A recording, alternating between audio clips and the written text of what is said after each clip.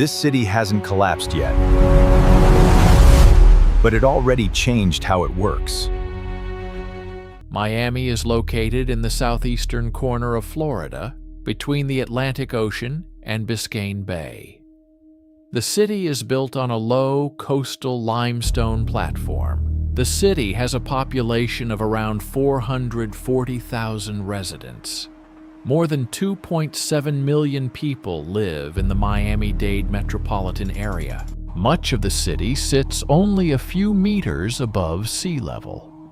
Critical infrastructure operates within the regular influence of tides. In 2026, Miami continues to grow.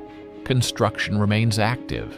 The economy is stable. The city functions without visible systemic failure. Average sea level along South Florida has risen by roughly 20 centimeters compared to the early 20th century. The long-term trend remains upward. During high tides, water flows onto low-lying streets. These events occur without rainfall and repeat each year. The municipal pump network continues to expand. Activation frequency increases each year. Rising temperatures increase pressure on the energy system. Summer peak demand continues to grow. New residential towers are designed with higher base elevations and reinforced engineering systems. Selected coastal streets are physically elevated by several tens of centimeters. Building standards are revised to account for projected sea level rise. The share of the municipal budget allocated to adaptation increases steadily, absorbing a growing portion of public spending each year. Saltwater gradually advances into coastal aquifers, reducing the availability of freshwater resources over time.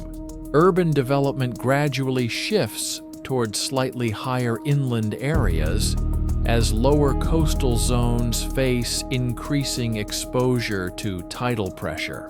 Insurance costs in high-risk coastal zones continue to rise, reshaping property demand and altering long-term investment patterns.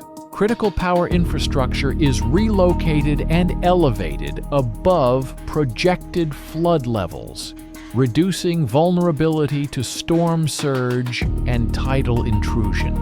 Raised road segments begin to reshape the transport network, creating a stepped urban structure across low coastal districts. Tidal flooding events occur more frequently, affecting larger portions of low-lying streets. Average building height increases as development shifts toward vertical concentration. Periods of extreme heat become longer, increasing thermal stress across the urban environment. Cooling becomes the dominant component of urban energy demand, driving sustained increases in peak electricity consumption. Saltwater exposure accelerates material degradation, increasing long-term maintenance requirements. Population growth gradually shifts toward higher inland areas as coastal exposure alters residential patterns. By mid-century, sea level is approximately 30 to 40 centimeters higher than at the beginning of the century. Low-lying parcels are gradually excluded from dense residential development. Elevated transport corridors begin to function as secondary flood barriers. Urban growth becomes increasingly selective, prioritizing higher ground over exposed coastal zones. Coastal protection systems expand in scale and permanence, becoming a defining structural feature of the city. Infrastructure capacity approaches its practical limits as protection and maintenance systems dominate urban space. The city continues to function, even as daily human presence becomes less central to its operation. Urban density approaches a structural ceiling, where additional expansion becomes increasingly constrained. By the late 2090s, urban expansion slows as structural limits are approached. Public spending shifts from expansion to continuous maintenance of existing systems. By the late 2090s, water, energy, housing, and transport operate under continuous structural pressure. Transport policy shifts toward higher efficiency corridors, reducing reliance on private vehicle use. As freshwater reserves decline, water supply increasingly relies on energy-intensive treatment systems. To mitigate rising heat, urban surfaces are progressively redesigned to reflect and dissipate thermal load. As private insurers withdraw from higher-risk districts, financial exposure becomes increasingly concentrated in public systems. Public investment increasingly concentrates in structurally protected districts, while exposed areas transition to maintenance-only status. Energy infrastructure expands beyond utility scale, becoming a visible structural layer of the urban landscape. By the late 2060s, low-lying districts become increasingly dependent on elevated access corridors. In the 2070s, population increasingly consolidates within structurally protected urban cores.